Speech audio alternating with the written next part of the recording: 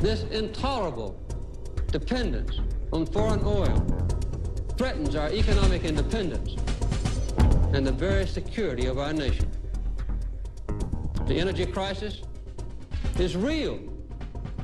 It is worldwide. It is a clear and present danger to our nation.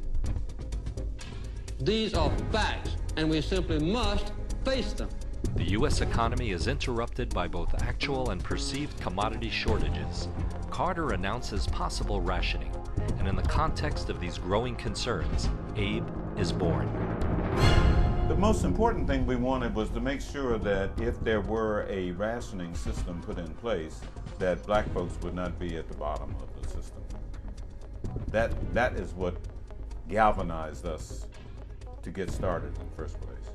A number of us who were connected to the Urban League, to the NAACP, to other civil rights organizations began to see that energy was also a civil rights issue, because the rising costs of energy and the dwindling supply hit our communities probably as hard as anyone. Basically, we were interested in getting the attention of the Carter administration first and educating the leadership in the community at the same time. So that puts you at the table of the working committees of the Urban League and the NAACP. We said that the solution has to lie in improving the availability of the resources so that energy will not become an impediment, become a barrier to the continued growth and development of opportunities for underprivileged and previously left out people.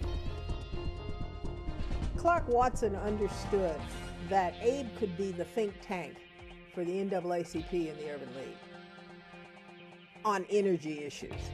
He recognized that the Washington Circle, the Beltway, inside the Beltway Circle, were communicating with various constituencies except Afro-Americans. The main impetus for, I think, the creation of the organization was to get a seat at the table and to have a perspective included in the deliberations that would wind up with some decisions about how we were going to deal with this energy problem.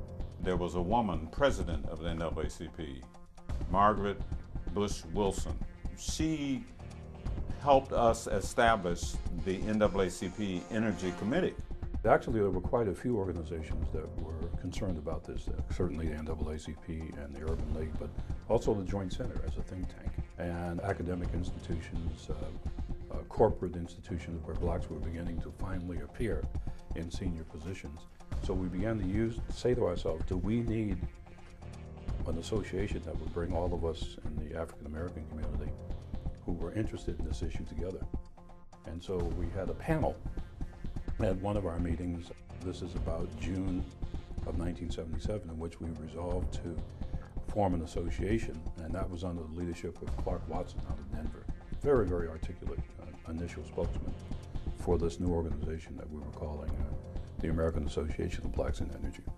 So we met at the Watergate Hotel in Washington, and many of us were coming together for the first time. Of course, those who knew the Washington dynamics knew time was of the essence. So it started from there. We hit the ground running, and we didn't look back for several years.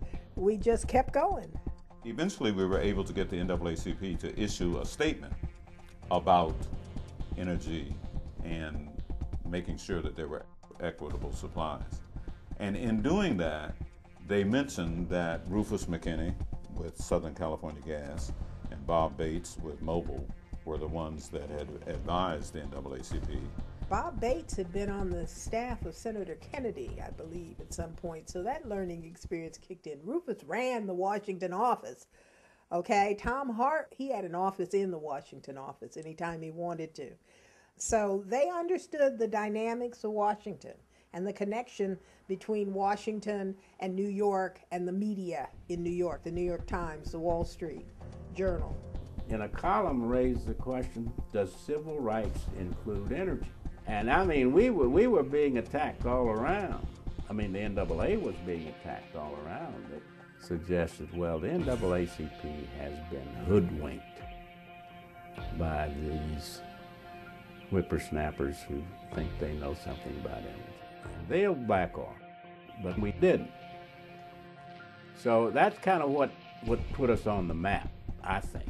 The other thing that we did was to engage ourselves in meeting with the members of Congress, like trade associations do, so that we would set up meetings, particularly with those members of Congress that had blacks in their constituency.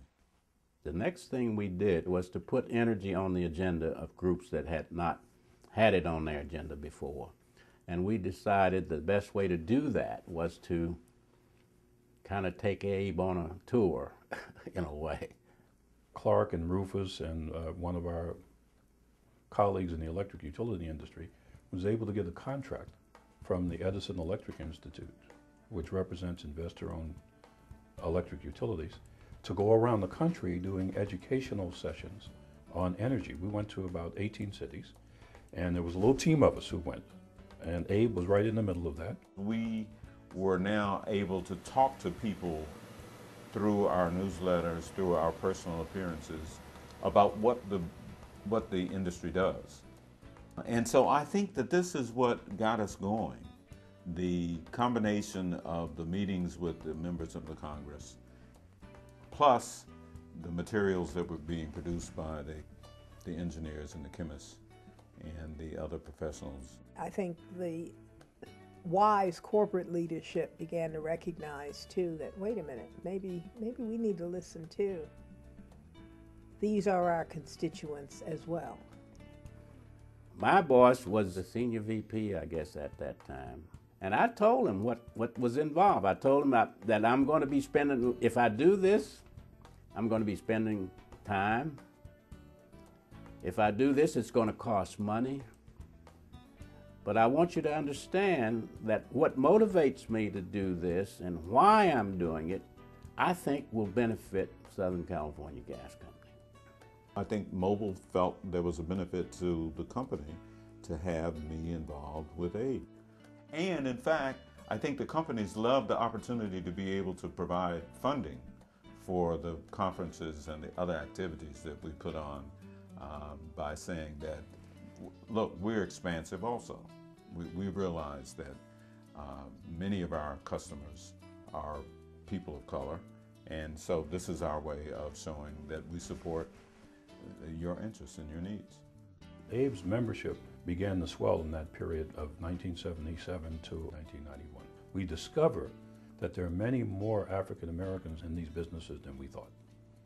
We have the capacity now to do more and be more effective than we did 35 years ago, because our people are everywhere. When we started AABE, there were maybe 2 or 3 black people on public service commissions in the country. Now almost every state public service commission has, some black people there. And so they are at the table when these decisions are about the price of electricity and natural gas are being made at that level.